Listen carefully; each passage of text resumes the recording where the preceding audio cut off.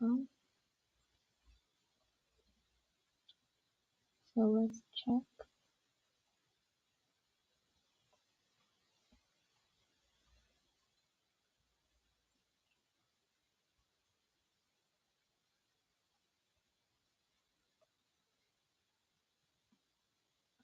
Yeah, real life. Ta-da.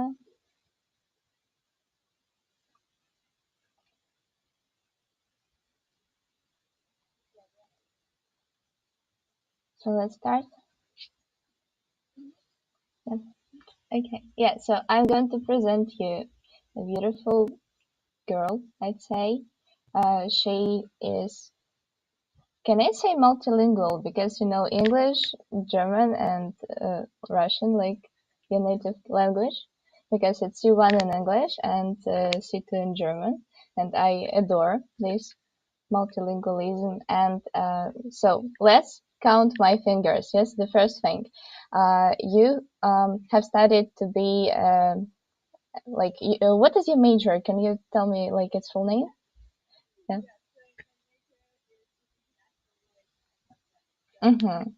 Okay, so yeah, so it's not like linguistics major. Okay, so languages was not your primary focus. Okay.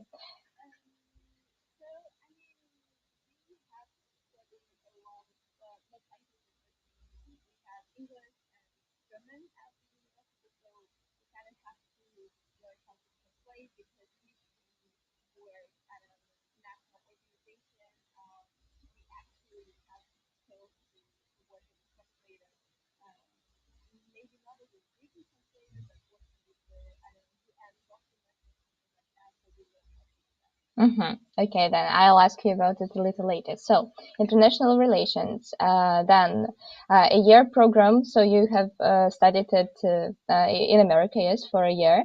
Then you went to Germany to work in a German newspaper. You went to Iceland, and what other countries have you been to as a volunteer?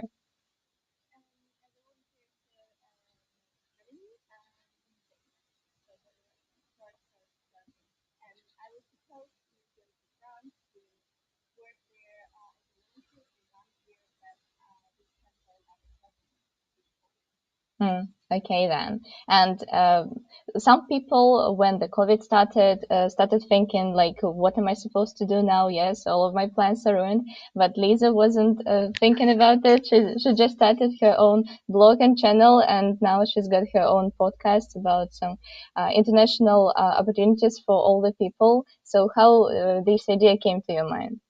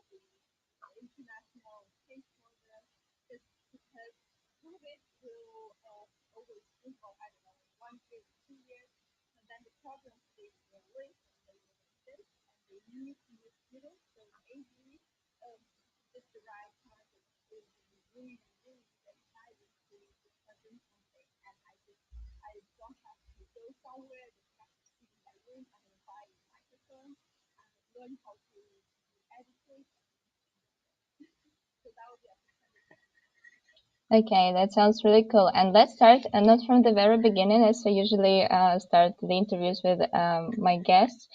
So let's start from the very end, where you are almost a bachelor student. And as I know, all of the people who finish their bachelor, they ask themselves this question, yes, like, what am I supposed to do with my life. So, did you very depressed about it, or did you know what are you going to do, and how this process worked in your case?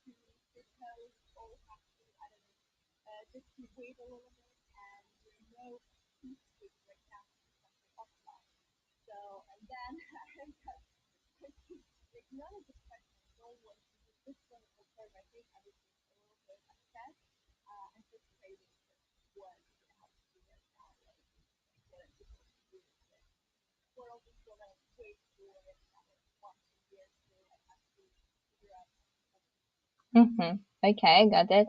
And how did you realize that international education is something sorry, international relation, it's something you'd like to study?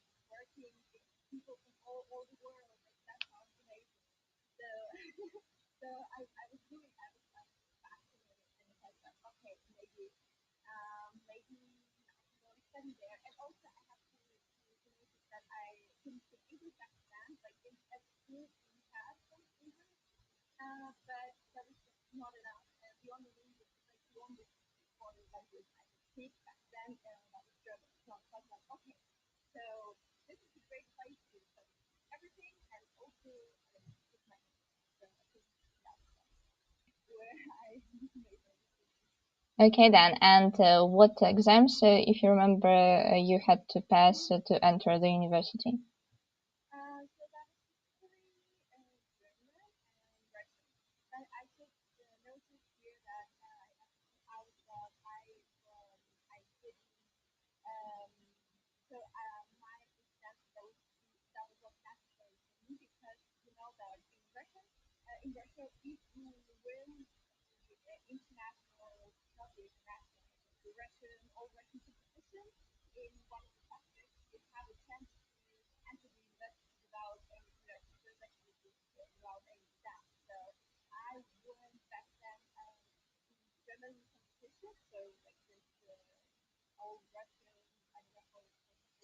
Yeah, like competition. Olympic, like something like that.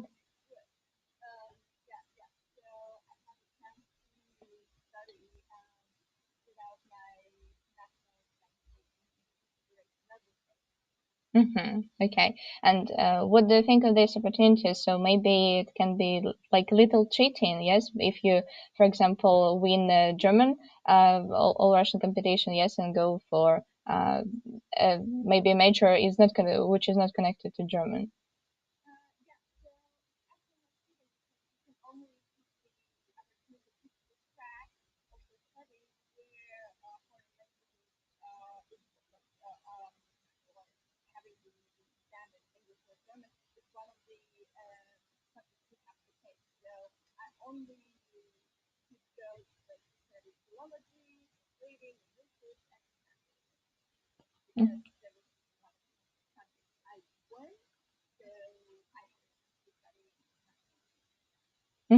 Okay, so let's now then go back to your school studying. And for me, the people who win even the regional stages, yes, of these competitions are heroes. So how come that you could win it?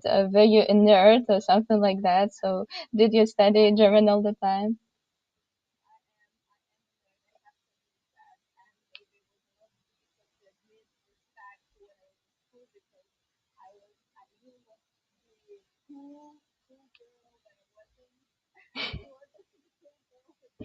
Well, you were, but in some different sense, yeah.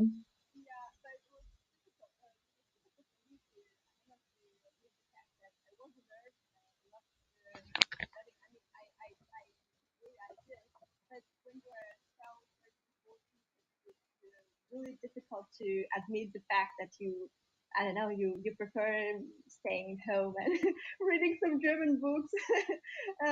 And like some of the cool guys, they're just like going out. They started smoking, they started drinking alcohol, and I really, I was. I really wanted to be like these guys for some like couple of years, but then I realized that okay, I'm not a cool girl. I love to study. That's okay. Yeah, so I think that I just love German language and I love studying it, and that if I like something, I really get into it and I can spend hours and hours doing it. So like I didn't like physics or chemistry and math. I didn't do that. I was like so bad and I was failing when I was studying math or physics or biology or something like that. So I love German, so that's why I spend hours and hours doing some grammar exercises. I don't know, doing some extra something reading. I did a lot of readings back then. I think more than I do now. And I also listened to some audiobooks. And yeah, that was amazing. And I was just so fascinated by the fact that you can just talk in the different language. And also, we had a great opportunity in our school. Our school had some partnerships with German schools, and you had a chance to go and study for 1 month or for 3 months, up to 3 months, in one of the German schools and live in one of the German families. And of course, this experience just completely changed everything in my perception, in my I don't know perception of the world, and my future choices and values. Wow. Okay. So how many months did you spend in a German family? I spent approximately, so when I was like my second exchange program was I think approximately 2 2.5, yeah, so like up to, it was not 3 months completely. I think 2 months and 2 weeks or 3 weeks, something like Wow. that. And how old were you? 16 years old. Wow. Yeah, Okay. So let's yeah. talk then about this experience. The first Hmm. question, what was your German level back then? So was it C1 already? How do you think? No, it wasn't C1, I think, but I think it was good, like a decent B1 plus. I think there's something between B1 and B2 because that was my 10th grade. And in 10th grade, I already started speaking and learning German a lot. So, and also the second point is I think I was really I think just because I couldn't, so my German family, they were like completely entirely German, so they couldn't speak Russian at all. And I also didn't get some Russian classmates, so some of the people at our program, they got a chance to study with some Russian people from different countries, from different towns, or even from our school. I was the only one at my German school, and I mean, first of all, it was so difficult because no one could speak Russian to me. But then 2 weeks or two and a half, and I started speaking German. Just like I mean, it was much more easier for me to integrate. Yeah, first it was very difficult, but then it was okay. So yeah, I think it was to be 1 plus, and then I started to learn quite quickly. Okay. So was it your first time abroad then?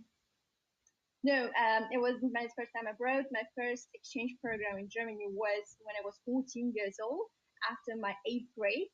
So we also, thanks to our school, they could organize this for us with the scholarship, and we were like 10 people, like group of 10 people who could come and study German school for 1 month. But we studied together, and of course, it wasn't like the immersion experience where you can just I don't know where you the only one at school and where you can develop your German quickly.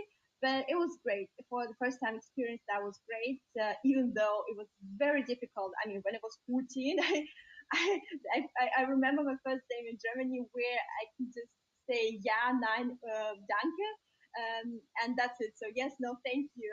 And I remember like the day we arrived, that was like the family party, big family party at my host family, and there were like a lot of people, a lot of relatives from all over Germany, and they were like trying to talk to me, but I couldn't talk because it was just my first day. I was super tired, and then I mean, like this German, that was just I was shocked, ashamed, everything. But the thing which saved me actually, that was piano staying like in the hall, in the dining hall of my host family house. So I was like, okay, can I just play here and be like in the background so you could talk to me? Yeah, so that was an experience.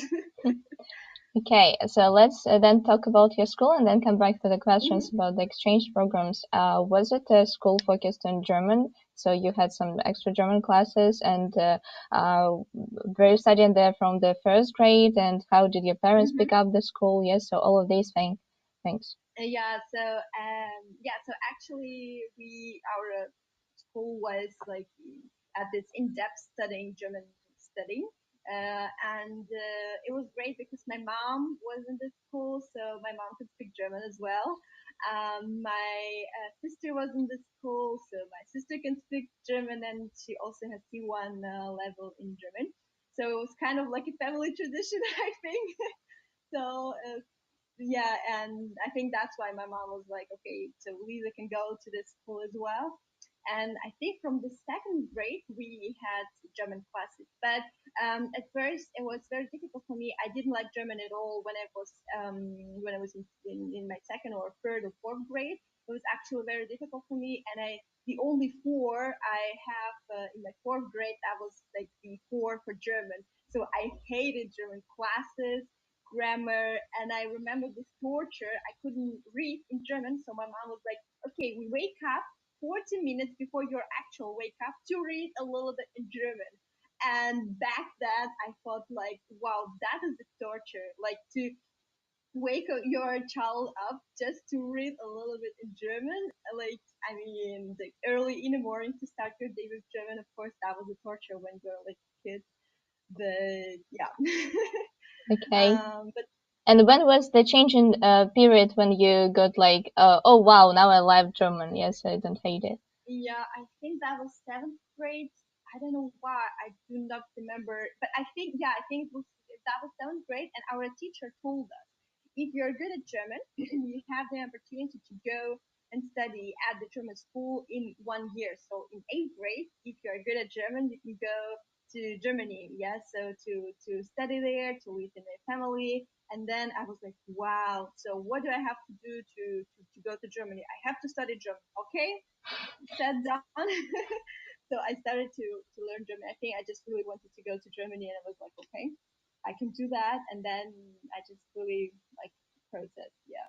Okay. And did you have English at school? You said that you had, but since which age? Yeah, that is a good question. I mean, theoretically, we had English as that was like, I mean, it was like we had English, but that was not compulsory for all the students to attend those classes.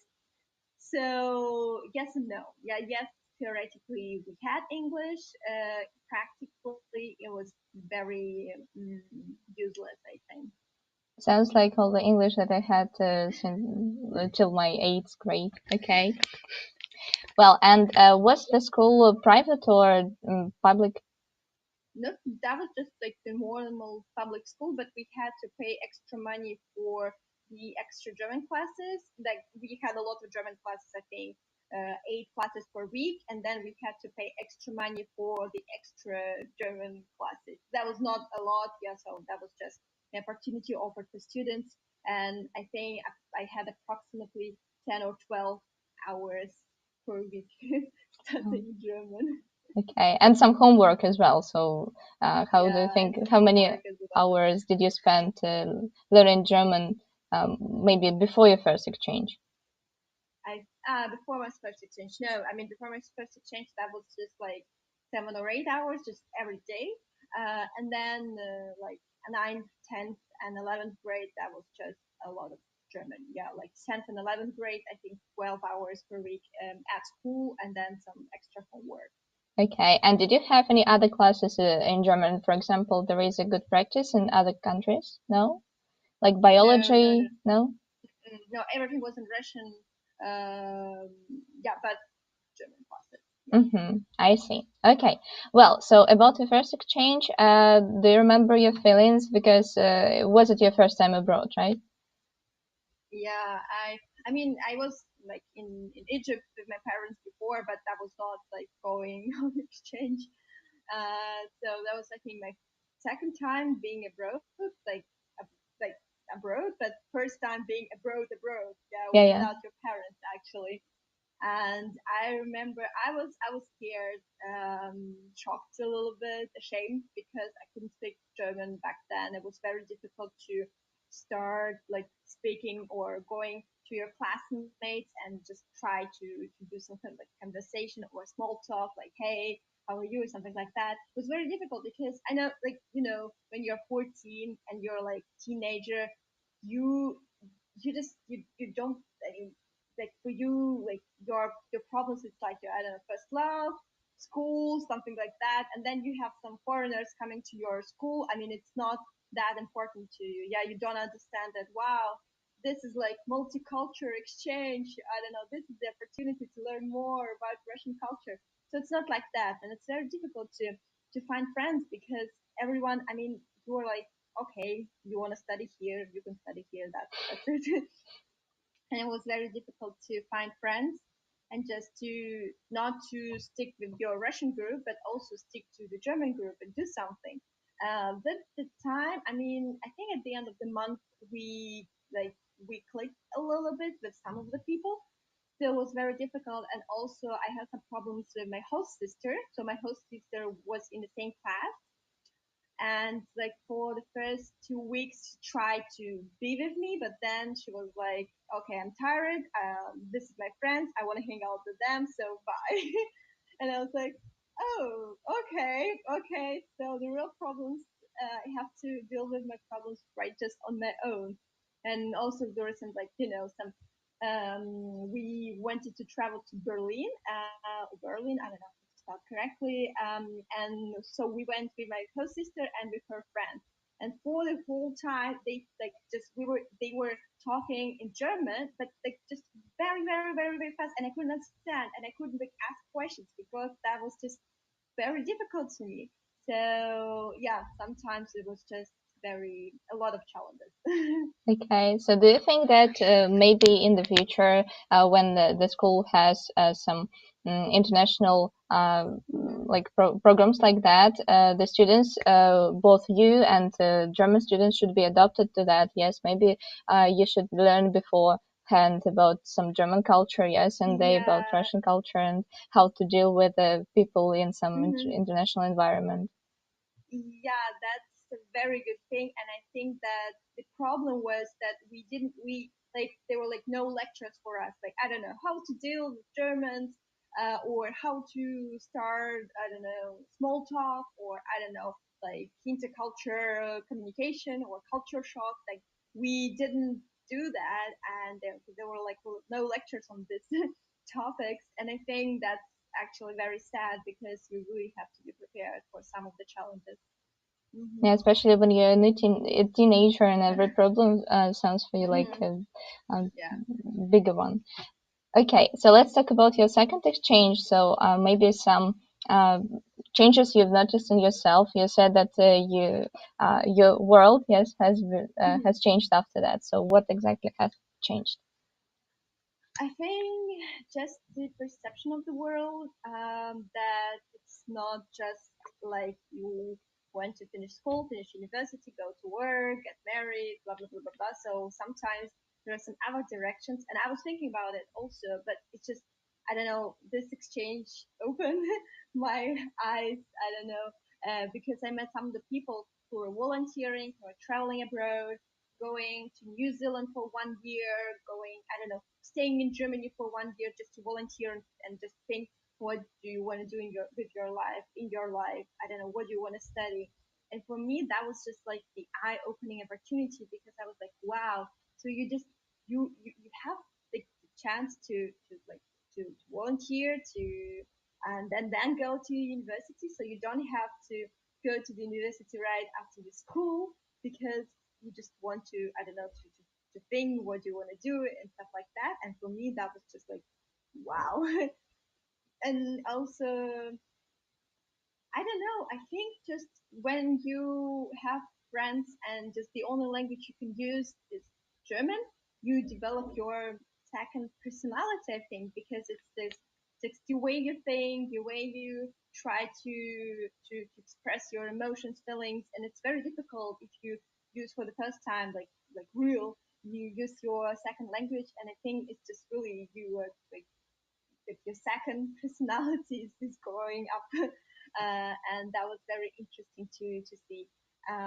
Yeah, so yeah, I think those two things for the, yeah. Okay, and you said that you were the only Russian person in the group. So was it more challenging then, or did you have some experience after your first exchange and it wasn't so?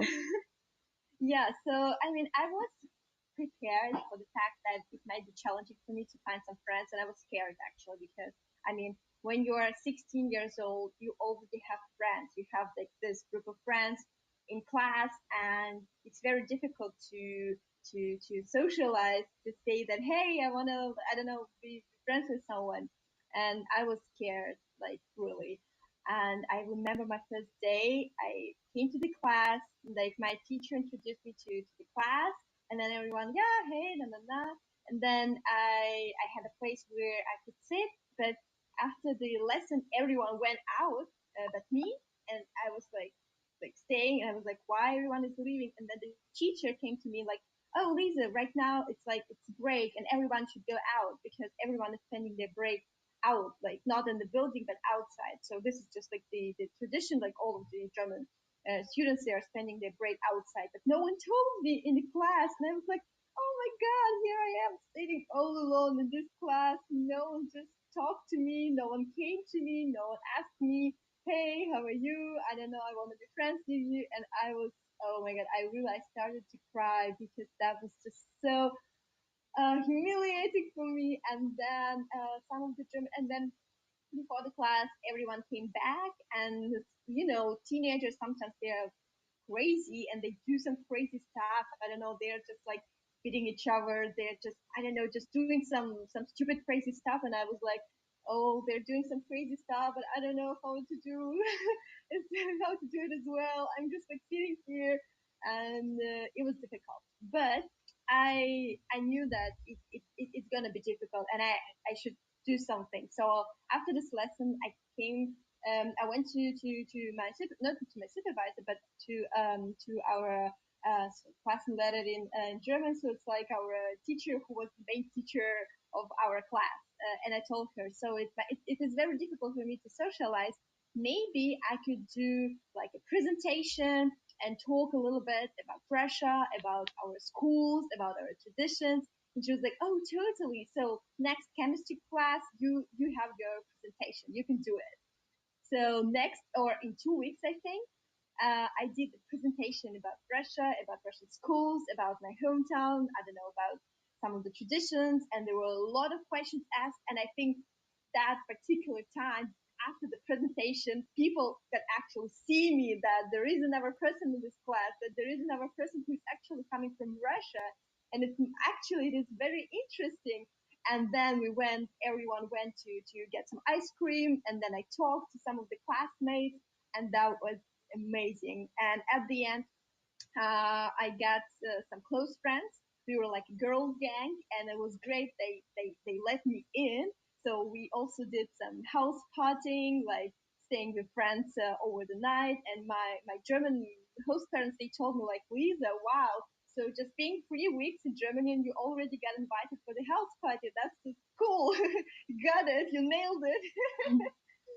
And yeah, and with one of the girls, we until now we stay in touch. It's great. We saw each other 2 times after my exchange.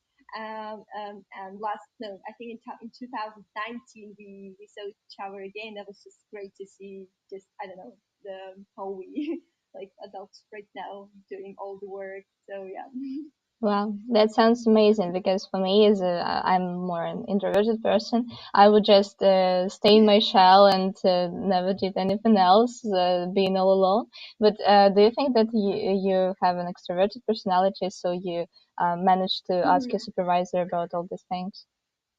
Yeah, I think my extrovert, or I don't know, me being an extrovert, I think helped me a lot in dealing with all this stuff, because I think that I love being around the people, talk to the people, and yeah, I think that this really helped me to socialize, to find some friends. Yeah. Okay, and why in this case, after being 2 times in German, you decided to stay in Russia instead of going to Germany and maybe even get just some internship and think about your life hmm too? So I know that going to Germany for a long-term program, just like to stay there, is a very difficult process, and I'm not sure if I'm ready for that, because for now I don't see the reason why you should go and be an immigrant, or just like start a new life in a new country. It is very difficult. Actually, and I think that I'm not sure for that. My friends here in Russia, my parents are here in Russia, and I'm not sure if I'm ready for this transition. And I don't know uh, for for what reason I have to change my life and go to the country permanently. Yeah. So Okay, yeah, but I asked you yeah. back after school, yes? So you Back have, at, yeah, yeah. you So had an it exchange. was pretty the same idea. I didn't understand like what am I supposed to do there in Germany. It might be very difficult, and I think I was not, I wasn't ready for that. Okay, so you are not thinking of leaving Russia, so you like living there, yeah? No, of course, I mean there are a lot of problems, and we all know them. But if you have to choose between living in your own country and going to another country, I think it is just a very difficult choice, and there are a lot of factors here. And for now, I think I'm picking the second one, staying in your own country. Okay, I see. So let's now talk about your university life. Mhm. And I wonder what subjects you studied, Mhm. and what of them were the most challenging for you? So we had a lot of subjects. I think it was just like everything and nothing because we had, yeah, so as I've already uh, talked about international relations, introduction to international relations, external internal politics, history of Russia, history of some European countries, philosophy, so everything economy, like everything like everyone else did. International journalism, international non-governmental organizations, and I really like this course, conflicts, how to deal with international conflicts, just the nature of the conflicts, and international law, and languages. Yeah, and also working with like the institutions within the United Nations. Yeah, so the documents, stuff like that. Okay. mm, And did you have some, sorry for interrupting, did you have uh-huh. some um, subjects in English or in German? Yeah, I think in English, I only had just English related topics.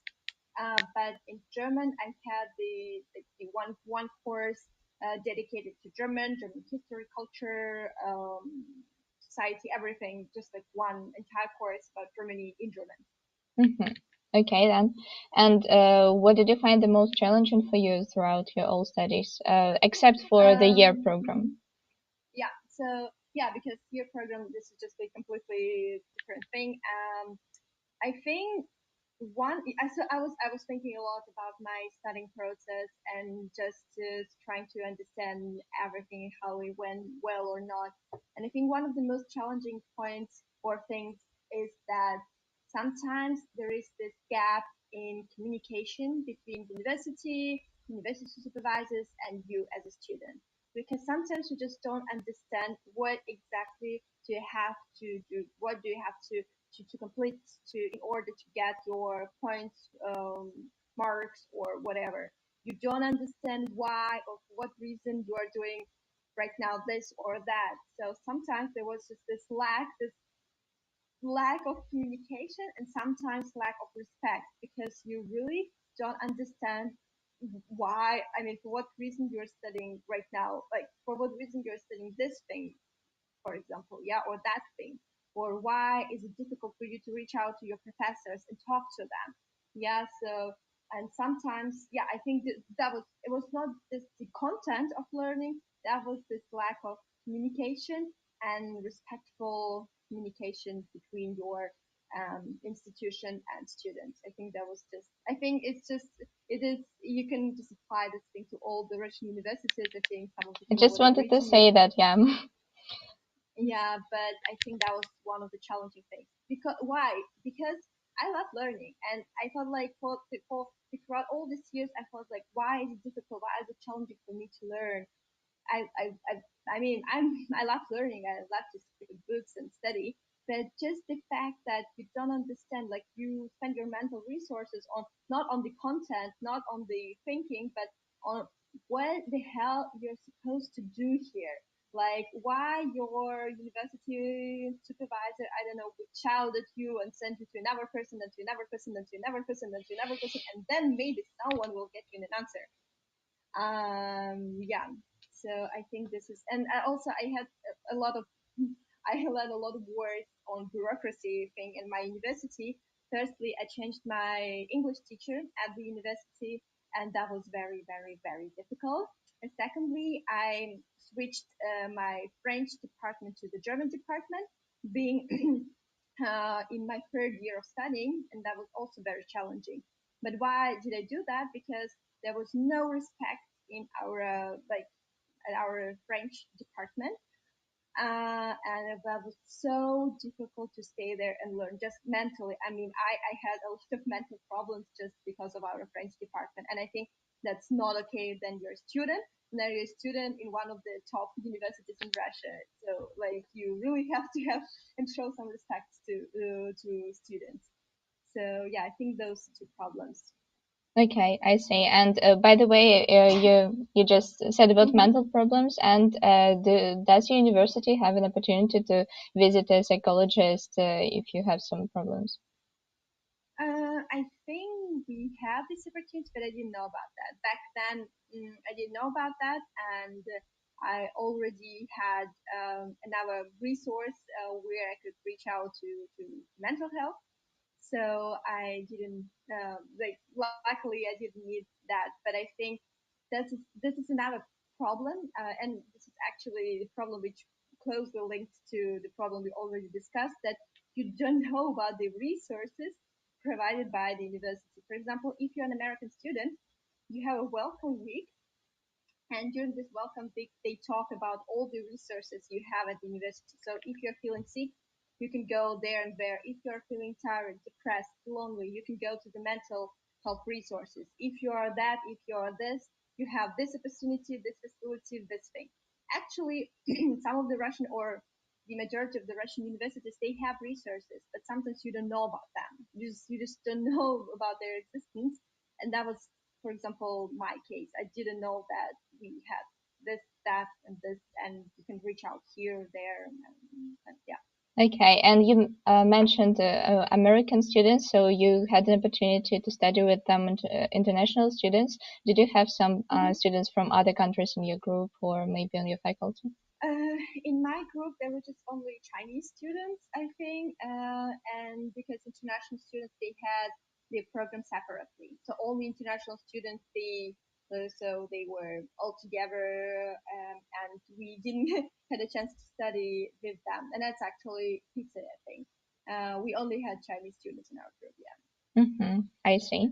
Okay, and another question regarding to your educational process. So, how many courseworks did you have to write, and what was your Mm-hmm. what were they about, and your bachelor Mm-hmm. thesis as well? So for three coursework and one bachelor thesis. So I think my first coursework was about cultural relationship between Switzerland and Russia, something like that. My second coursework was about the migration problem or just migration issues within Switzerland. My third coursework was about education, actually education in Germany, France, and Russia. So that was also like a case study and both like considering and like talking, analyzing Bologna system. And actually, yeah, my fourth thesis, yeah, bachelor thesis was about Bologna system and two case countries, Germany and Russia. Mm-hmm. Okay, so you picked the topics of your interest, right? Yeah. That's super. And what can you say about your how do you call them, like say, scientific guys who help you to write these Mm-hmm. works? Supervisor. Supervisor, yeah, okay. So Mm-hmm. are you satisfied with the work? So I would say this in the following way. My scientific supervisor was the dean of the faculty. As we all know, the dean of the faculty, Never answers.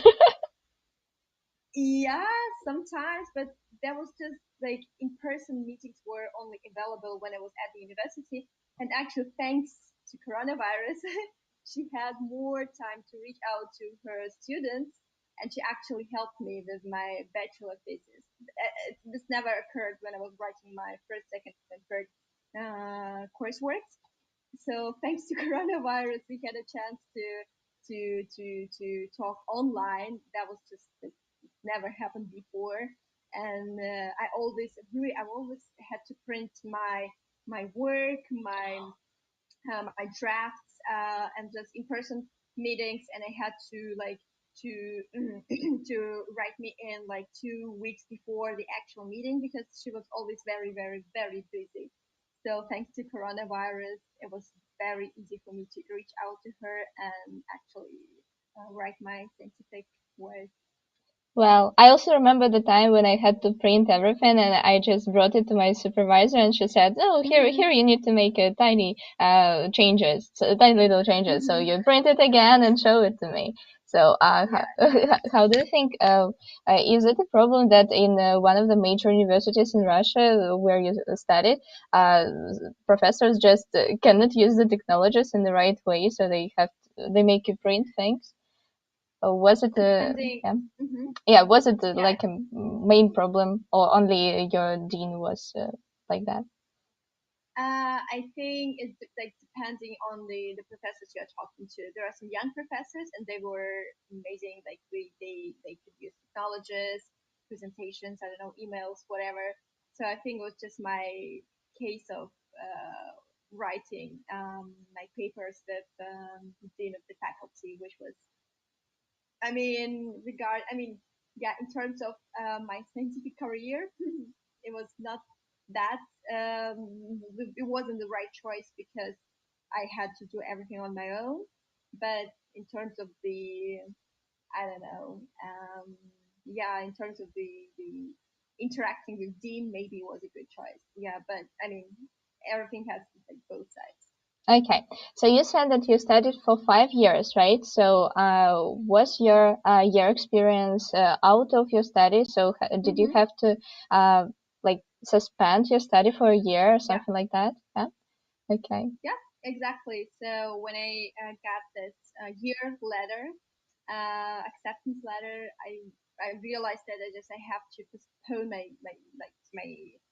2 years of bachelor because I know that it might be very difficult to study at both universities, and just like, I mean, for me it was just very challenging, and I felt like another year of studying, it's actually not a bad idea. So, and it was very easy for me to get this 1 year off. Yeah. So the only problem was that, like, the students I was studying with, they were already graduating in 2019, where I was still a student. But still, it wasn't a problem for me. Can I just bring some glass of water and then come back? Because Yeah, I of think course. I just my throat is like, okay, you talk too much. Okay, I will ask people if you're still watching. Maybe you've got your own questions, you would ask them, and we could discuss them a little later.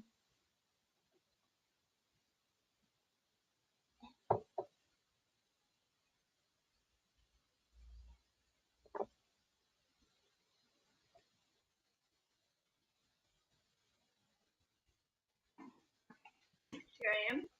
And yeah, it's just, so I'm not allowed to have a cup of coffee, water, or something on my table because it has been 3 times I spill water on my laptop, and I don't have so much money on like on how do you call that, on On fixing it, repairing your let's say, yeah. fixing it. Yeah, so that's why I have to put it back there. Okay, that's why I have like multiple shelves, and I usually put it like on the upper side. But Oh, that's amazing. mhm, That's a great idea, actually. yeah. Yeah. Okay. Okay, so I'd like to ask you about the year program. Hmm. Did you go there after the second grade or after the first? And first question is, how did you apply for that? How did you know about that? And how did you find courage in yourself to apply it and uh, yeah, Uh write huh. all the things that we're supposed to? Yeah. So I think so. How did I find out about this program? We were in the bus with one of my classmates, and she told me that she spent 1 year doing her flex program. I think, like, flex. This is just like there was a program for Russian high school students doing 1 year of exchange in America. So she told me about that, and I was like, wow, that's fascinating.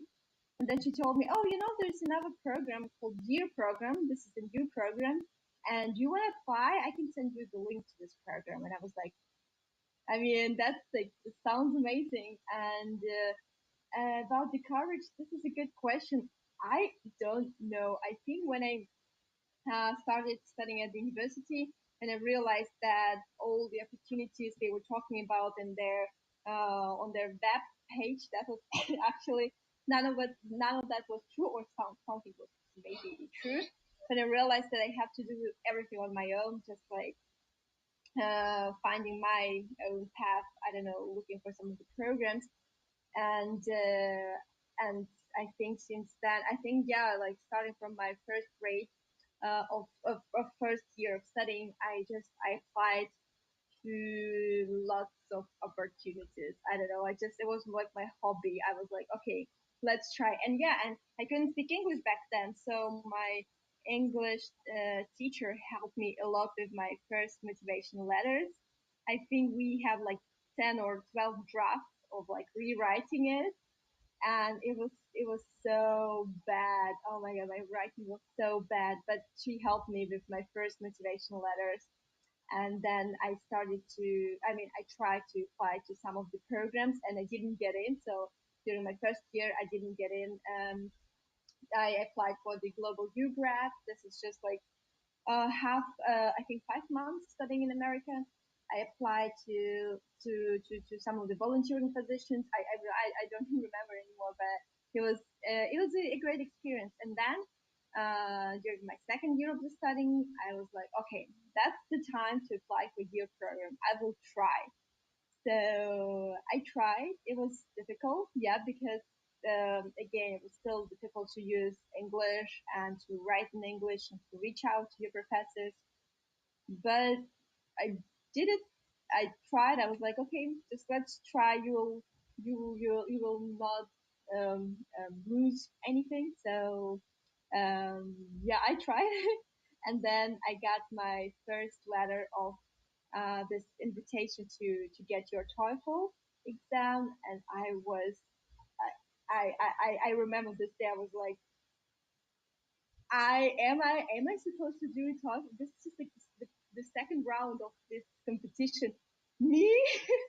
And I was like, oh my god, there's gonna be like people who were like who got their C1 level of English at school, blah blah blah. I was studying English for 2 years. How was I supposed to get TOEFL done? It was very difficult. It was very very difficult, and I was praying for 65 points because you have to get 65 or 63 points in order to complete your or get to complete your competition to go further. And I got 83 or 87, something like that. And I was so proud of myself. Really, I think that was really the time I was like, wow, okay, you did it, girl, you did it. Um, Yeah. that's super. And about the process of like university choosing, did the program choose a Yeah, university for you? Yeah. yeah. So the university chose the program chose the university for us because there are not only the universities but the community colleges. Yeah. So during the year program, you have a chance either to study at the community colleges or university. And I was surprised because everyone wanted to get to American University. That was one of the top universities in our program, where your program could send their participants. And then when I got the letter that I got accepted to American University, I was like, oh my, like how on earth? I was thinking like I could go to community college. I could go, I don't know, to Wyoming, to the middle of nowhere in America. So and then I got this, and I was like, yeah, I was like this. Okay. And what city, how do we call them? State was it? Washington D.C., like the District of Columbia. Wow. Okay. And what were you studying, and who helped you to pick the courses? Were the courses related to your Mm-hmm. studies? Yeah, so we have to pick 4 courses. One is your major related, so international relations. Two is American studies, and 2 other courses, they were just courses you wanted to take. So anything.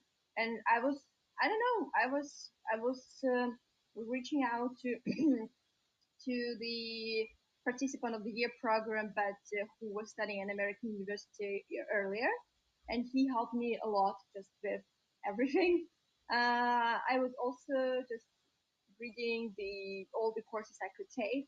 So yeah, I don't know. There was just a long process, but at the end, I picked all of the courses. And which were them, if you remember the names? Oh, good question. First year that was American Public Policy, International Development, Business German, because I was scared of forgetting my German, but that was a very stupid choice of picking course in German in America. I mean, for now, I'm like, Lisa, you were so stupid. Why? You could pick anything. Like, why on earth you picked this one? And Maybe then the you were last just one in was love with German, so why? That's why. yeah, and the first one and the fourth one was French. And for now, I regret doing this because learning languages as American citizens is not the best idea, and I could have done it better picking the courses, but here I am. That's okay. It has been 3 years, and I was young and stupid, so that's okay. Okay, and And what courses would you pick? mhm. Something related to business or something like that? So my second semester was smarter. So I was smarter during my second semester, and I picked everything I liked actually. History of jazz and blues, that was amazing. American, I don't know, perception through the foreigner eye. So we looked how America was perceived through, I don't know, Britain's eyes, French eyes, German's eyes. So the perception of Wow. America abroad, and that was also amazing. But I mean, I was smarter during my second semester, so and then introduction to social psychology, and that was I really would love to take during my first semester, so I could pick social psychology during my second semester, but that's okay. So oh no, that was international introduction to psychology, but I really like the social psychology part. And the fourth one, French, the second step. Yeah, that's Why French again? so I wanted to study it further because I didn't want to forget everything I learned in Russia, and I just really wanted to study French again. And I also was singing in a gospel choir, so it was not the class, the compulsory class, but I was also doing it as part of my curriculum. Oh wow, that's good. And what about the scholarship? So let's Mm-hmm. talk about the financial part. What did they Money, pay for? Yeah, what did they pay? everything. And Everything. I mean, otherwise I couldn't afford it. I would never afford studying in America. I mean, my from it's it's just I couldn't imagine the money I should spend there. So my parents supported me a little bit. They sent me some of the extra pocket money a little bit, but the program itself covered everything: traveling, our like medical insurance, accommodation, food, and some pocket money. okay, and how much did you get every month, if you remember, in dollars, something like that? $2,050. I mean, not that much, but still double okay if you're a student. Okay, and how much did you pay for the accommodation? I didn't pay for accommodation. Everything Ah, was paid by okay, the program. so 2000, it was like extra No, no, money. no. Not 2,000, 200, Ah, 200. okay, yeah, that's why I heard like 2000. I was like, wow, not a lot of So Russians can do that per month now. Okay. Well, and did you have opportunity to travel, and where did you travel around America? yeah, so I traveled to Oregon and Washington State, so Seattle, and then to Houston, to Texas. So because I had friends there, and that's why I traveled there because I didn't have to pay for accommodation. It was great to see, I mean, some local life, and they invited me to stay there. So I traveled a little bit like this. So I didn't go to Los Angeles or Some other like popular I don't know destinations, yeah. Las Vegas. Yeah, so I didn't go there. But I kind of had an impression that I've been there because all of my friends I mean, all of my friends from the year program went there, and they posted a lot of pictures, and I like I had an impression that I was actually I've been to Los Angeles, San Francisco, or Las Vegas. Yeah, so I traveled to Oregon, to Washington State, Houston, Texas, and then during our spring break, like like our group of friends rented a bus, like mini bus, and we went like on the bus. We went on a road trip to Nashville, so Tennessee State, Asheville, North Carolina, and Charleston, South Carolina, and then we went back to Washington D.C. So like 6 hour or 7 hour driving. Wow, sounds really cool. And about your perception of America, yeah, how did it change before you went there and after? How did your English improve? Was it difficult Um, to study in English, everything in English? Yeah. yeah, I think it was okay. I mean, it was very difficult to write assignments and like written works and stuff like that. But I didn't have any problems with like talking, communicating, reaching out for help. I mean, if I had to ask something, I think that maybe because I had some of the international experience before before coming to America, like some of the like short terms exchange programs, or I hang out a lot with international students here in St. Petersburg. So for me, it wasn't like big deal to start talking in English actually. So and that was great because I think I was preparing so hard before coming to America because I was so scared. So I I talked a lot with with my international friends here in St. Petersburg. I volunteered a lot, like some of the international conferences or something like that. So just to train a little bit this speaking Fluency. part. Mm-hmm. Yeah.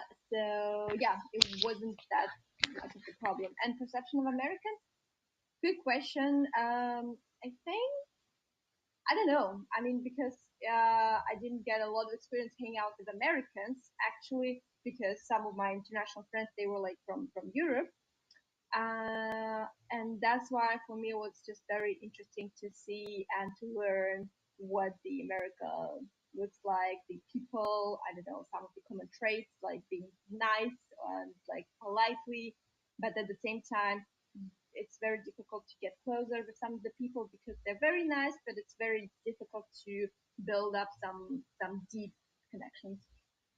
Okay, and what uh, in the countries that you've been to, let's say Germany and America, what mentality is closer to yours? Mentality, like which Like, yeah, like mm, what cultural traits are closer to you, let's say? mm-hmm.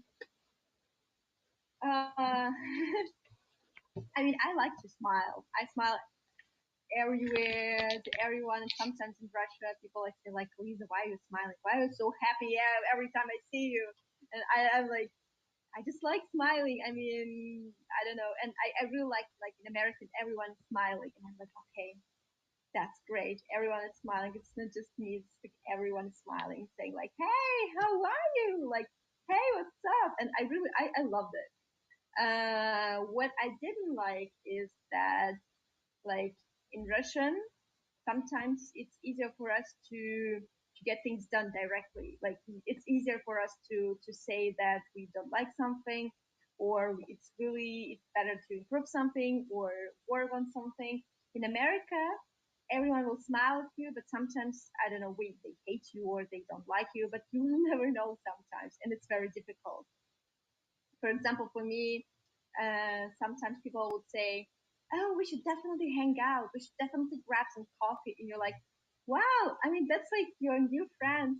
And then they never talk to you again. They never like. I mean, some of the people they didn't answer me like on Facebook.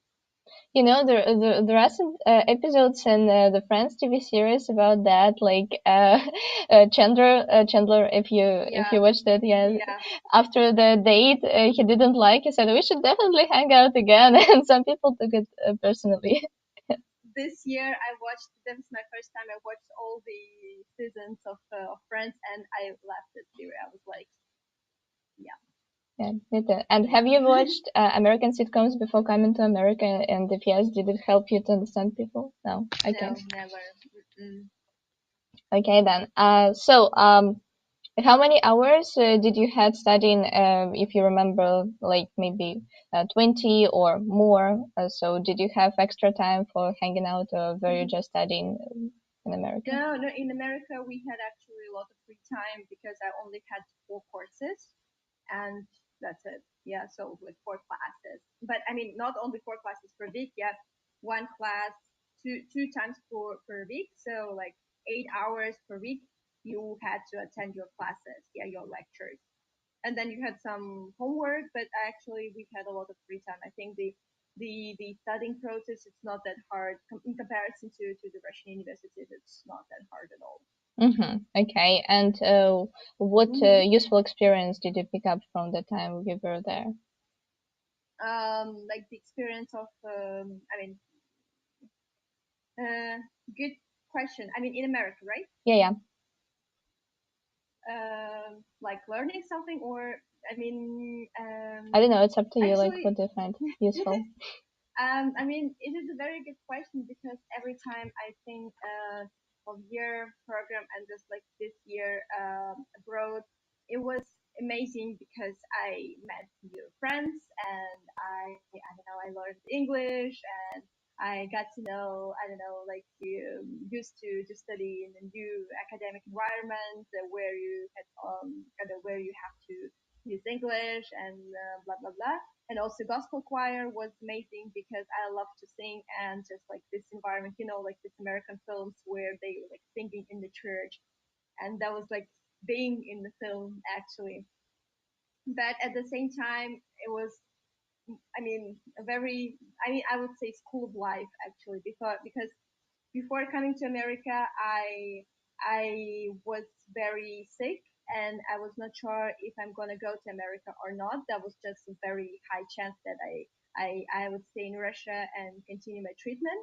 And that was my first time in America where I reached out to psychologists because I was not in the best mental state, and that was the first time I really experienced something like that. And that was actually in America, where you actually have a lot of stress going on because you're in a new country. But I had a lot of stress going on in my life because I was actually recovering, and that was a very long process. So I mean, it took me 2 3 months just to start living in America like a normal person, with no like physical conditions which can prevent you from some of the activities. And that was like a school of life actually, because I was like, watching some Insta stories from the other year program fellows, and I was bit, I don't know, I was like, oh, they are living their best life in America, and here I am, I don't know, recovering. Um, that was very difficult to accept, but at the same time, I think that that was a very good school of life, and I don't know, becoming an adult. Okay. So, did you really miss your family, maybe friends, and how did you manage to cope with the Uh-huh. feelings?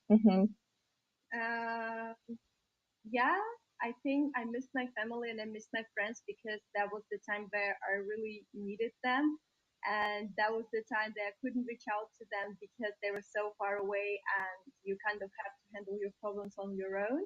But then it was better. I mean, after I got my things done, I found some friends in America. I joined some of the social clubs and activities, and that was better. So I couldn't say that during my second semester in America, I really, really missed my family or friends. That was okay. Yeah, Okay then. And you studied for 2 years, yes, in Russian university. 1 year. Ah, Yeah, in Russian. yeah, yeah. In Russian, yeah. So you came back and you started the third course when while your like group mates started the next one. So was it difficult to adapt to a new group and continue your education? And did you have these post, let's say, foreign depression? I don't know how to call it. Like when you come back to Russia after living a really different life. Um, yeah. So going to the first question about studying with new classmates, university classmates. No, it wasn't a problem because I already had close friends in St. Petersburg, and for me, it wasn't actually much of the problem not to talk to new people, or I don't know. I was feeling quite okay being on my own in my new learning environment. And then I actually, I mean, I eventually Also talked to my new classmates, and we were not like friends, but that was just great to get to know new people. But I was most of the time for me it was okay to hang out with my friends from the other department, and yeah, that wasn't a problem. I think the problem is that in America, I was so motivated to start learning again. Then I get back to Russia because I was like, yeah, new life, new skills, blah blah blah, and then you get to meet all this bureaucratic machine again, and I was so frustrated because this was the time where I got my conflicts with the French department at my university, and I was so confused that there was a lot of disrespect going on between professors from professors to students, and I couldn't understand that because in America it's like impossible or almost impossible. There are also some crazy professors and some cases like that, but like in general, there is this respect to students and the communication. There is like no like it's just easier to reach out to people, to professors and stuff like that. It was so difficult to adapt to this learning process in Russia where you have to I don't know do 1,000 things in order to reach out to someone, yeah, who could help you with something. Yeah. Okay, I see. So everyone mentions this problem, and yeah, I understand you. Uh, well, so let's talk then about Mm-hmm. your teaching experience. How did you find out that you'd like to teach German actually, and when you started doing it for the first time? Mm-hmm. I started doing it for the first time when I was actually 17. Yeah, so my first year in St. Petersburg, my first year of studying international relations, and I don't know. I remember. I think it was in October. I posted like there is a like contactee group of people living in our dormitory, like 300 people or something. And I made an assignment, like a poster saying like learn German with Lisa, and I posted it like, hey guys, I mean, if you wanna learn German, 300 rubles per hour the for lesson, and yeah, so I found my first student. She was a student of like living in this dormitory, and this was my first experience being as a teacher. And then yeah, I just started to read a little bit more like about teaching, about different techniques, how to do that, and it was like part of my life. I think throughout all this process, all this studying in St. Petersburg, I taught 5 or 6 students just to earn some money, and I loved it. I loved it, and I love to see the progress. One of my students, she got a scholarship and went to Germany to study there. And now another student went to Germany for studying, and she stayed there, so she's now living in Germany.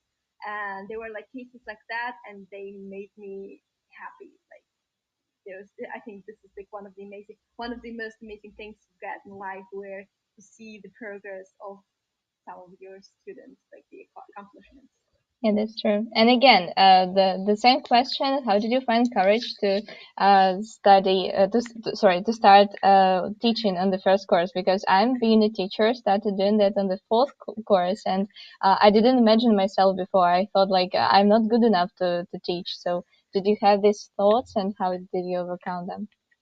mm, I needed money, and then I was like, okay, What? what can I do in order to earn money? I mean, and back then, during my first year of studying in St. Petersburg, I already had C1 in German, and I had a very good, like, basis of, like, a very good background, learning background of German. So I was like, I can do German. Okay, let's start. I mean, 300 rubles, that's nothing. It's just, I don't know, my buying bread and milk. And I felt like I am good enough to start the 300 ruble per lesson just to learn, to see how it works, and how can I just do something with that. Yeah, but I didn't know that I'm going to teach further. I did know that back then. I felt like this is just the way of To get earning through. a little bit extra, yeah, to get through. Right, right, right. But then I just really got into that, and I really liked it. Okay, and when did you start teaching English? Um, I think coming back from America, I think. But right now, it's still. I mean, I had some like 3 or 4. I had 3 or 4 students studying English, but right now that's just mostly German. I don't know. I still don't have. I think I don't know. It's just it's still very difficult for me to study English. Maybe because it was not my first language, my first foreign language. So mostly right now it's just German. Mm-hmm. Okay, and tell me about your volunteering experience. When did you go there, and how Huh? did you pick up the country? The like what? How is it called? Mm-hmm. Like the thing that you're going to do there? Yeah, like what did you do Volunteering. there? Program, yeah, Mm-hmm. let's say. Mm-hmm. Yeah, yeah. So there are different kinds of volunteering. There is short-term volunteering work camp where you work for 2 or 3 weeks, or mostly it's just like 2 weeks. And there is long-term volunteering. There are several programs, including European Solidarity Corps. Yeah, it's just like the full um, scholarship covering everything, and you have a chance to volunteer in one of the European countries. So I was volunteering in Germany, and that was just a short-term volunteering program, and that was more like a training to training, like learning how to be leader in work camps. Yeah, so like learning how to lead a work camp. And then I was inspired and motivated to go and be volunteer itself in one of the work camps. And I found the opportunity in Reykjavik in Iceland, and that was crazy. I was crazy back then because I don't know, I wouldn't imagine going and working for 2 weeks in I don't know, in a place where I mean it's just like in unknown places, unknown everything. So my level of English was also not that good, but still it was amazing. It was amazing and crazy. I think that this was one of the craziest things I've ever did in my life, and I think I wouldn't do something like that anymore. Okay, and what did you do there? We were working for a local volunteering organization, and we were writing a journal like for this organization. Like we had to find people and do some like interview them, write some articles about I don't know living in Iceland for international volunteers. So yeah, stuff like that. I mean, easy peasy because you didn't have to work like on the farm or in a hospital. So the work was quite easy actually. Okay, and how did you find your experience in Iceland? How did it differ from the other things you've experienced before? Um, yeah, I mean, that was my first time I went like without knowing people in this organization or anyone, and that was my first time.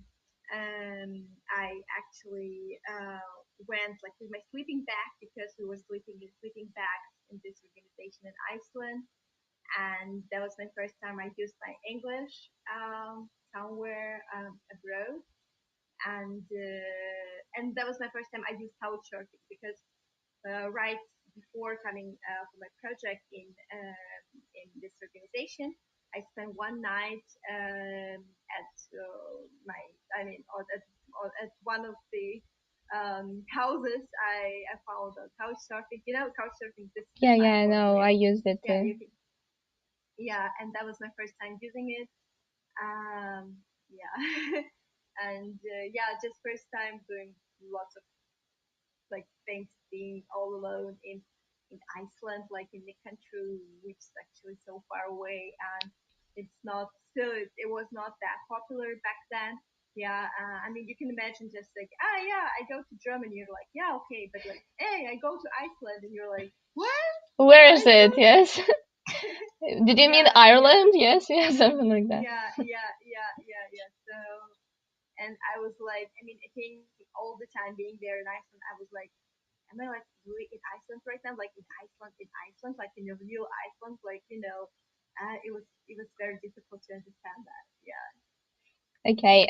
Well, for the ones who are watching us, Lisa have made like a podcast, let's say, yeah, with some girls. I will attach the link where you can listen more about her Iceland experience. So we're not going to focus on that today.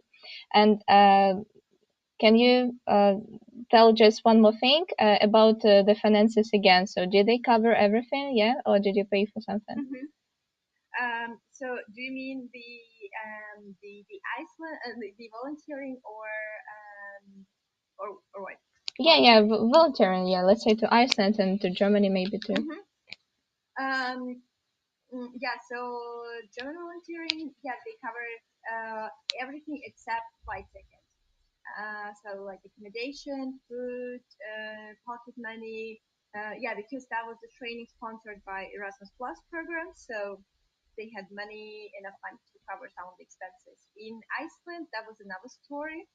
So short-term volunteering programs, they're like it's sometimes it's difficult to find full covered opportunities. So we didn't have to pay for food and accommodation, but we had to arrange our flight tickets, visa, and everything else. Um, it was difficult. I mean, it's some of the money, but I worked a little bit and saved this money for Iceland then. And how I survived in Iceland because it's very very difficult. I just didn't buy anything, so I used all the food in the fridge. I think I stole some of the food. I think that some people bought something, and I was a stealer. I was the one who stole the food in the hostel, and it's so embarrassing. I know, and I realize it right now because right now, like Lisa, the adult, is like, "What did you do back then?" But I was stealing food because I didn't have enough money to buy something extra. So it's yeah embarrassing. Please, Icelandic police, if you hear me now, please, sorry, do not arrest me. Okay. Well, if I'm not mistaken, there are some opportunities in some European countries and Iceland as well, because I've been watching some blogs of people traveling there really cheap. So they just put some food which is going to expire, and you can pick Mhm. it up for free or for some really, really little money. So did you use this opportunity back then, or it wasn't available? I didn't think of it. I think back then I was just using food in our fridge and. Okay, here is the fridge, here is food. Yes, here is me hungry. Yeah, what am I supposed to do? Okay. Oh, I got Yeah. that.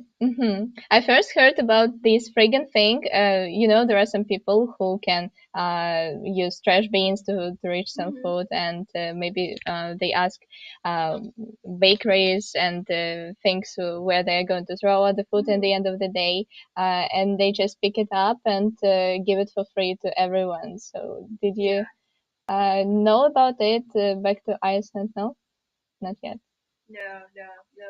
I think I didn't think of it. I think I just yeah, I mean, we just had some food and I used it and that's it. Yeah, so that's Okay. why yeah, and we didn't like suffer like food shortages or something like that. So yeah, we were some food, no one blamed me. Yeah, Fine. it's okay. It's okay. Yeah. And about your German newspaper thing, how did you go there, and how did you find this opportunity? Yeah, so that was my first year of studying, and I remember this moment because that was I think end of February, something like that. I sprained my ankle, so I couldn't go anywhere because it was impossible to walk, and I think for 3 weeks I was just stuck at home because of my ankle. And there was just the examination period, so I had to study at the same time, and I was also going through the breakup. So I was like, that was a miserable period because there was just everything going on in my life, and just it was very very very difficult. And then just I don't know, like late in the night, I found this opportunity of like doing an internship in one of the German newspapers, and I was like, what the hell? What am I losing in life? I'm so miserable right now. Everything like I don't know hurts me. Like what the hell? I'm gonna apply for this program and just. I mean, I didn't have enough like journalistic experience, But you but studied international journalism, yes, at no, university. I mean, yeah, I had one of the courses, and then I also had my tiny, tiny group in VK. That was, I think, 300 people back then, or 400 people back then. And I wrote about this. I also had two articles published in like our student newspaper about Iceland. I also wrote about this, yeah, and that's it. And then I was invited for the interview. I was shocked. I was like, okay, why? But what the hell? Let's do it. And of course, during the interview, it was very difficult because they asked me like, why do you want to apply for this program? You're not a journalist. Why would you do the internship in one of the Russian newspapers or media? Because I don't know, you don't have enough experience. And I was like, okay, but I'm applying like for this program because I want to get some experience and blah blah blah. And then I actually thought that I failed at this interview because it was very difficult and they asked me like difficult questions and like questions about like my future and why do I want to apply for this opportunity even though I'm not a journalist and I never worked in the Russian newspaper. But then back then I think in the month I get the email saying that I got accepted, and the media, the newspaper I'm gonna work in is the Northwest title, so Northwest newspaper in Oldenburg, and this is like the north part of Germany. And I was like, okay, that's actually yeah, that's basically it. Okay, so did you go there? Did you work online or how was it? No, no, I worked. I went there. That was a great 2 month program because firstly, we went all together, all the participants of this program, of this journalismus practicum in German.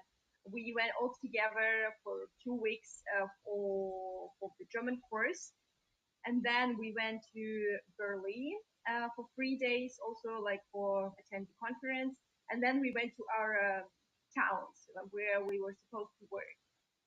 So that was a very well organized program, really amazing program, and I would recommend for those of you who are like watching this thing and you like interested in German or you're learning German, this is an amazing opportunity really to learn German, to learn how the German media work, and I hope like after the coronavirus it might be like possible to go there and to participate, to take part in this program.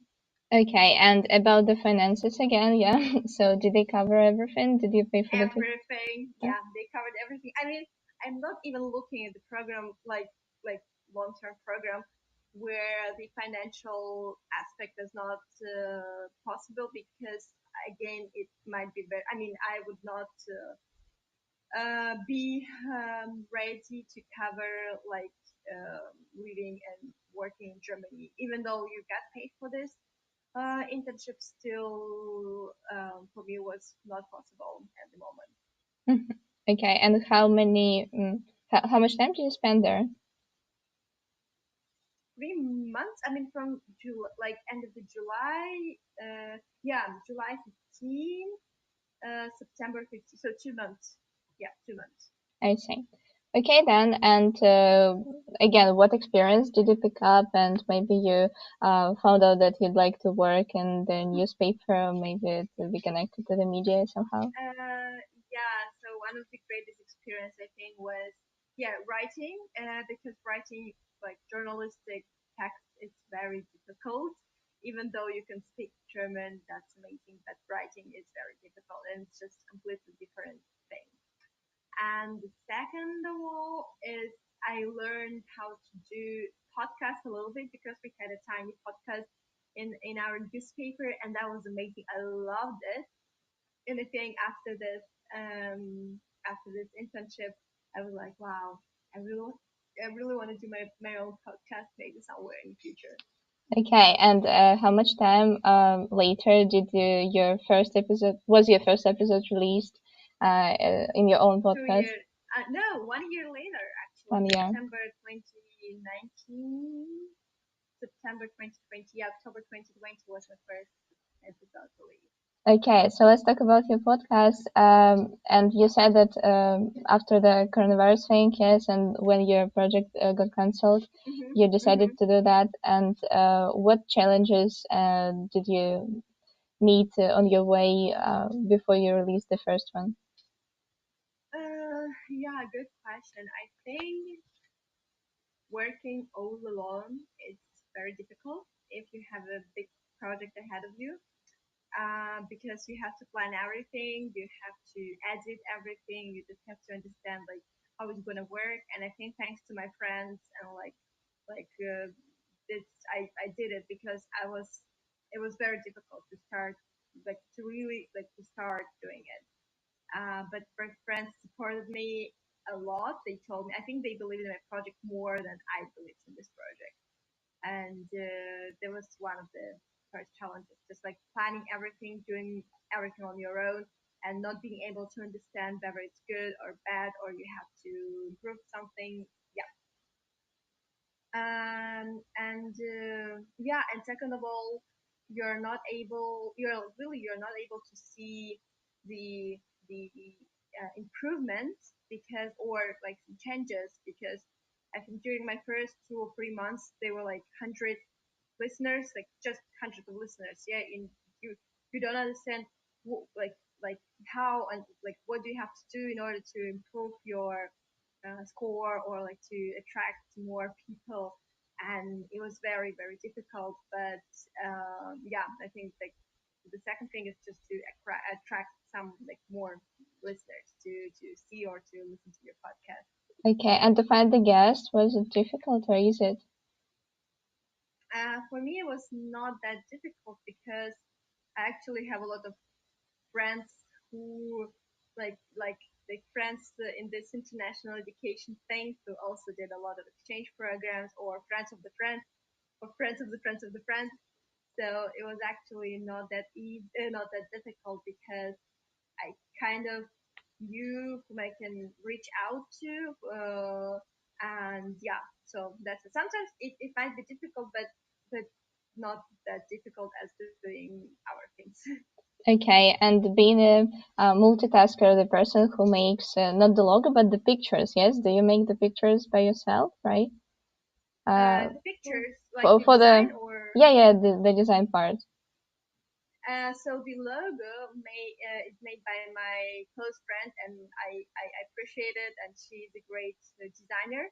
So she made it for me, like the logo of the podcast and the logo of the group in VK. So the logo is made by her, and it's amazing. I love it. But like all the other pictures for the like Instagram, or for VK, or for everything else, it's yeah, it's I also had to make it on my own. Okay, and editing the podcast itself, do you also work on your own, right? Yeah. Yeah. And how much time does it I take to edit one? It takes a lot of time, 3, 4, 5 hours sometimes. Yeah, it is a hard working, like it is a very time consuming process. But I like it. I like editing. It's just that it's like time consuming process. I mean, I don't know. Talk to the photographer who is spending hours and hours in Photoshop. I think it's just the same thing. Okay, and why audio format? Why not video format? But video format, I think is very difficult because I want to set up the camera. I want to do something with the light. I don't know. Yeah, and I felt like it may be very very difficult for me to do everything. And I'm also not that a video type of guy, type of girl. And that's why I like listening. I love podcasts. I listen to thousands of podcasts, I think. And that's why I just really wanted to do like audio podcast, like just with listening Yeah. itself. Okay. By the way, girls and boys, while you're watching us, go to Lisa's group, and she has got a lot of podcasts in different languages. So she always shares with people. Yeah, because some of my students ask me about the podcast, and I'm like, please go to her group. She has something interesting for you. Yeah.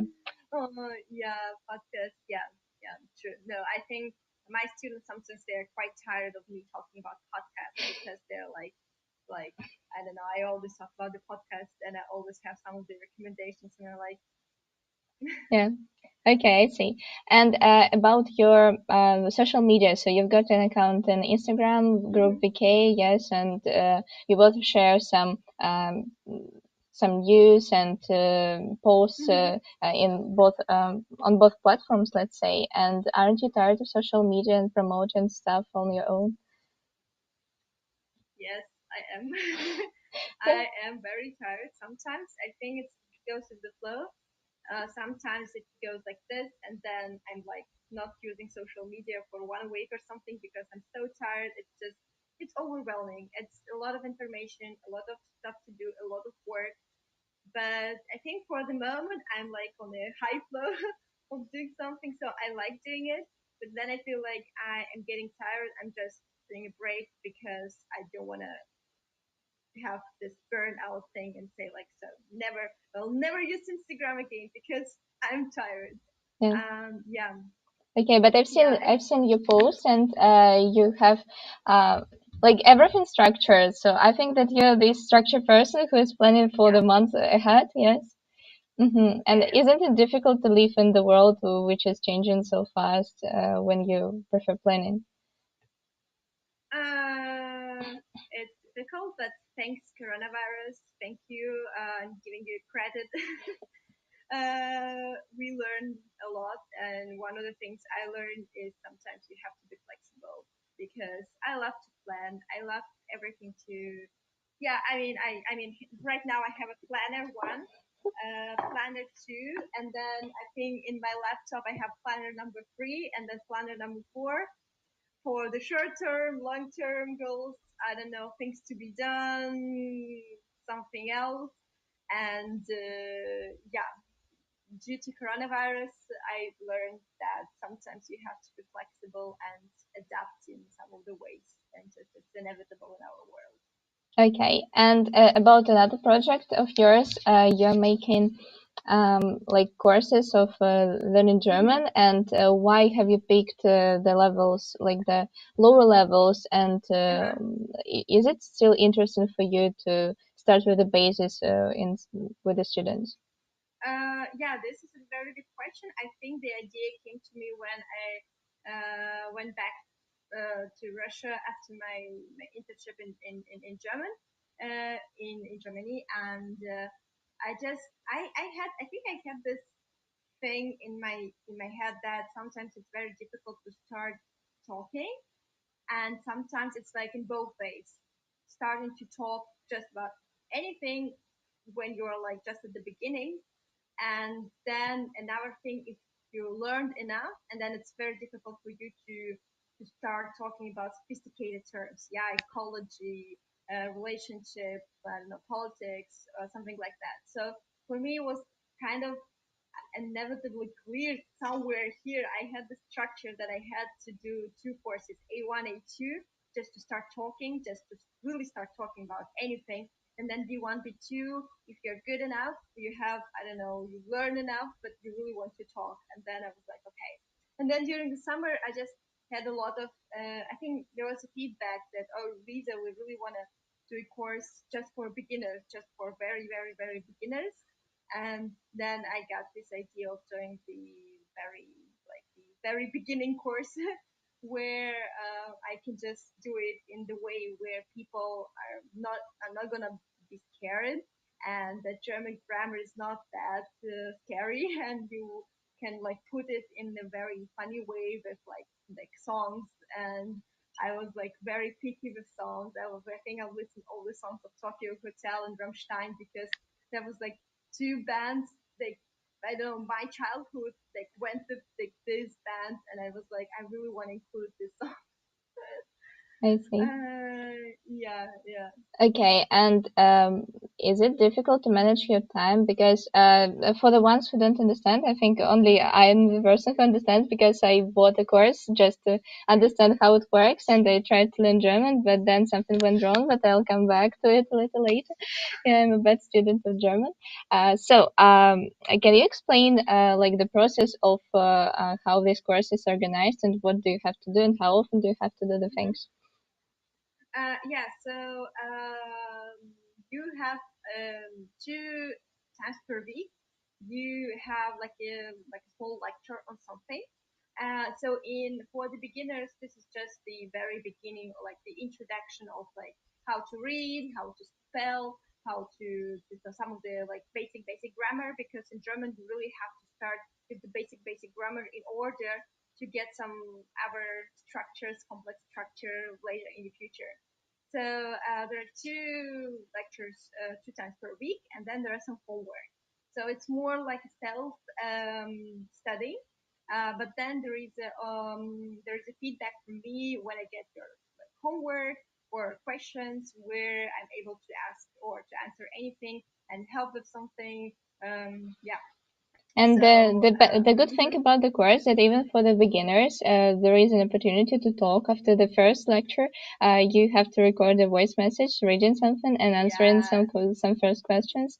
And I it's love yeah, it. and it's something that like university and school courses have really lack of because we first learn a lot of things and then you start speaking. And this I Yeah, think it's not the right way of doing things.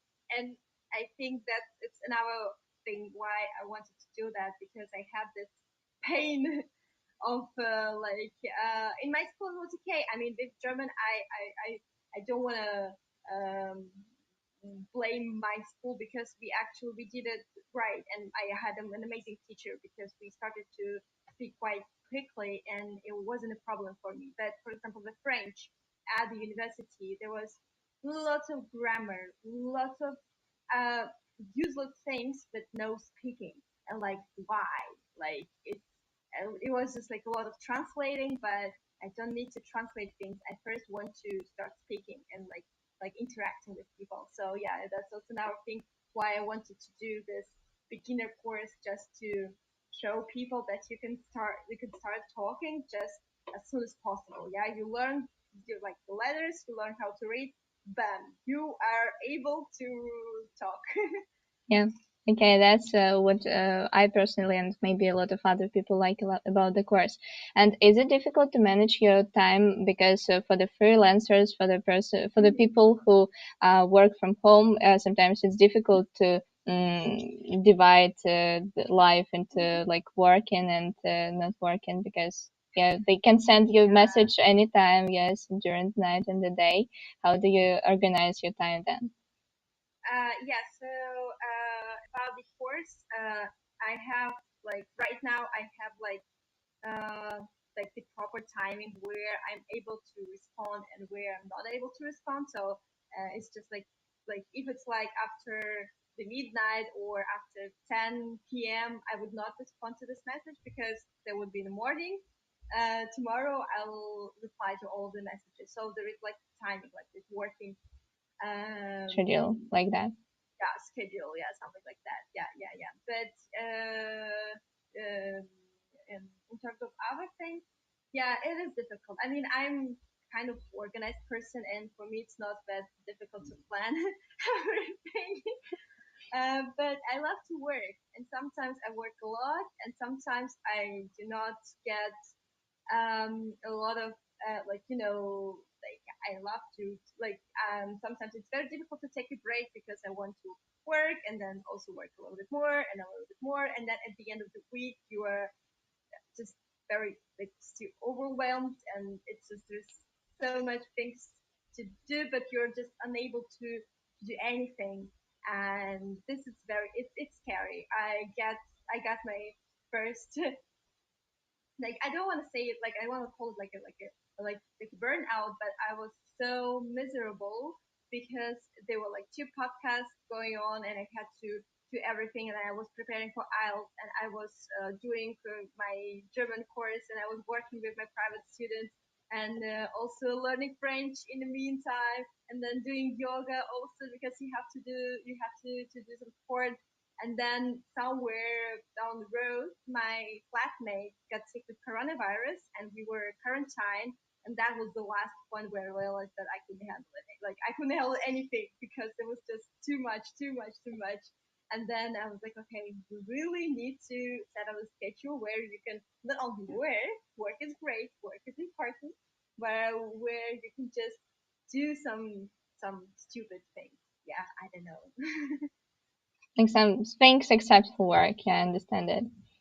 Okay, and how are you managing it now? Do you think you are not thinking of, you don't think overwhelmed?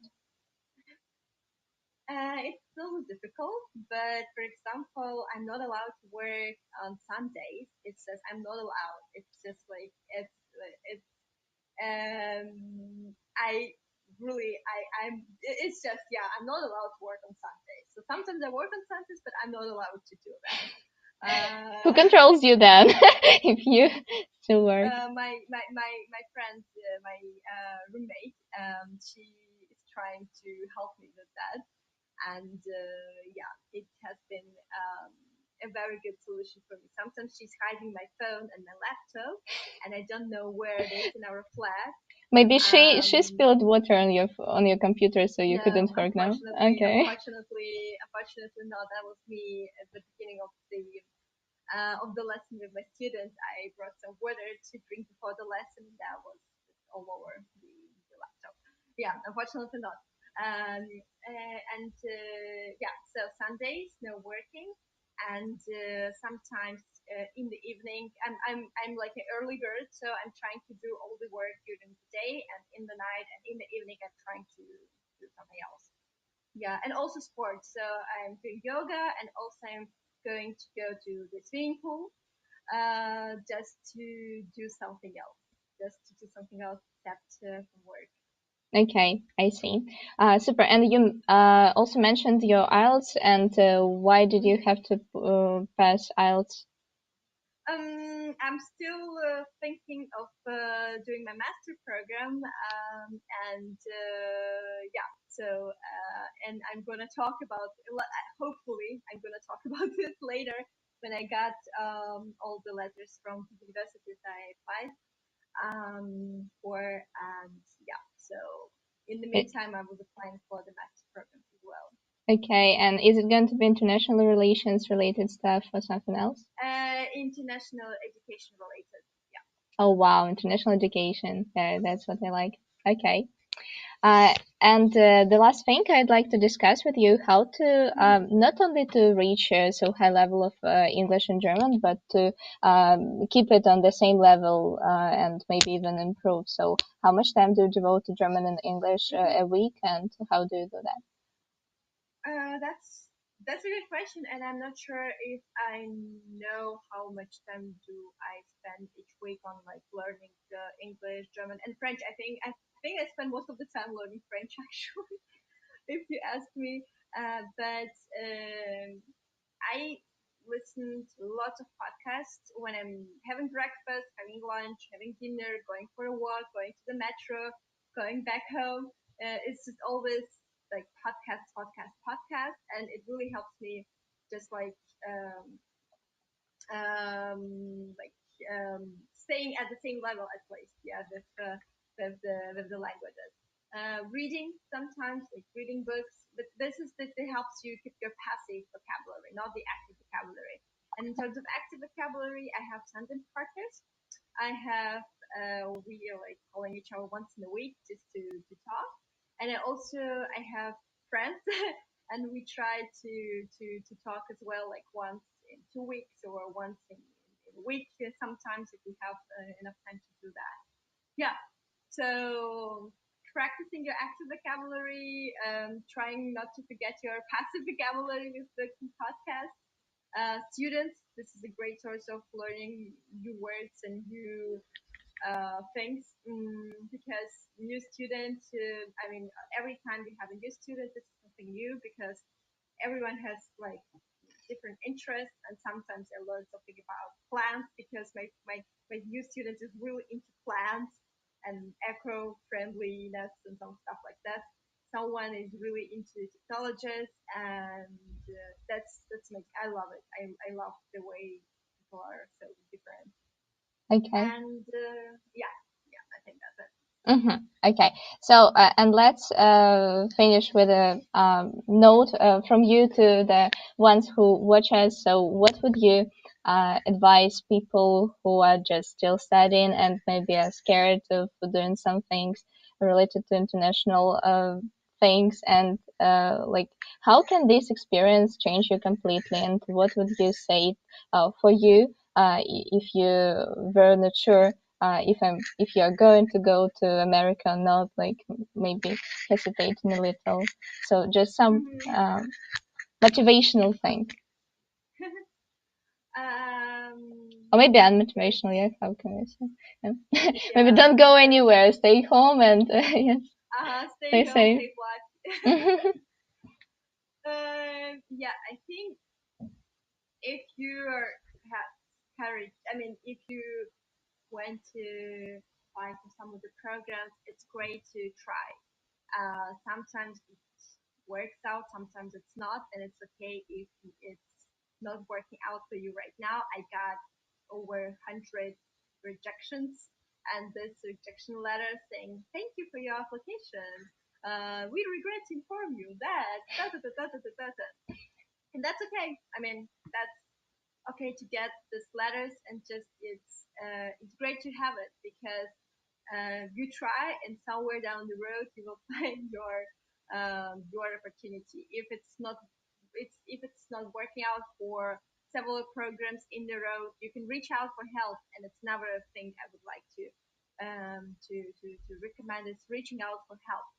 Academic advisors, friends of the friends, I don't know, online communities. Sometimes it's working, and it's working quite well because you can get feedback. For example, hey, anyone, can you read my motivational letter if you, for example, don't have enough money to pay for the like for the consult like for people who are doing it professionally. That's okay. I didn't have that kind of money when I was 17, 18, 19, and I was reaching out for help just among my people, like among my friends, in my yeah, university friends, classmates, and that's amazing. It's amazing to ask for help. It's amazing to try, and it's okay to um, yeah to understand that something is not working out for you. And if everyone is going to go abroad to America, and if you don't want to do that, that's okay. You don't have to because it's very difficult, and it is a rather challenging situation where you have to adapt to language, culture, people, blah blah blah blah blah. And it's okay if you don't want to do that. That's really fine. Sometimes I really don't like this thing that there is this, I think, message in internet, I don't know, on Instagram, that you have to go abroad to get some new experience. Like everyone is doing this right now. I don't know. It's like it's changing you. If you don't want to do it, that's fine. Yeah. Okay. Yeah. Yeah. That's a really cool message because I also see this on the social media. Yeah. Hmm. Okay then. So looks like we haven't got any questions. Maybe you've got some questions in your group if you heard or read something. I don't know. But I don't know if I can you see the questions? No, I think I No, cannot in see on them. YouTube there is no questions. Okay, okay. Maybe we just leave it and. Ой, Лизу там очень плохо слышно. Yeah, I heard it, but then I changed it. I fixed it. Everything's fine. Okay, okay. Mm. So it's better now. Yes. Hopefully. Yeah. Okay, if anyone has any questions, I can just then Yeah, we'll explain leave the them later. context. Yeah, and they can go to your group and check out everything. Yeah. So Mm-hmm. super that I'm really glad that we had time to discuss everything. Yeah. That was amazing. Hopefully everyone liked it, and that was just thank you for inviting me today. That was amazing, and it's always a great way to think about your experience and some of the questions, and just talk a little bit in English because I haven't practiced in a while actually. So hopefully that will be the case. Yeah. Okay. Yeah, me too. Thank you for coming. And I was really scared asking you to come because you're like an amazing person, and I'm really Thank happy you. that you came. Yeah. Okay, thank you. Thank you for inviting me, and thank you also for your group. It's also amazing, and thank you everyone who watched. So yeah. Okay. So here, On the yeah. Mhm. Bye bye, and see you in the new episodes.